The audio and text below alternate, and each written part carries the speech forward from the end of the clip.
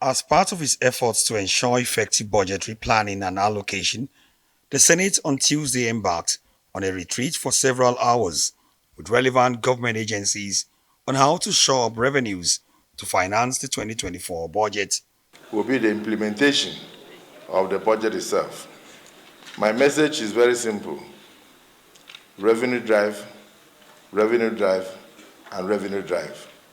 Unless all the revenue agencies rise to the occasion. So no matter how beautiful the budget is, if there is no money to spend, the budget will not work. So I think that's the main message that I have. Let's gear up and go out there, plug the loopholes of leakages and wastages, and then bring more revenue so that the 2024 budget will become realistic. President Bola Tinubu had last week presented a budget size of 27.5 trillion naira, considered to be still high on debt service, deficits, and borrowing.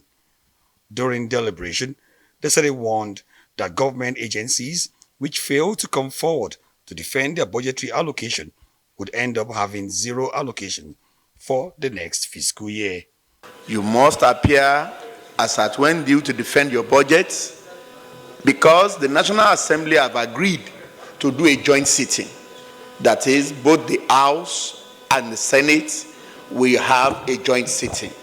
So there will be no need for you to come to the Senate and go to the House of Reps.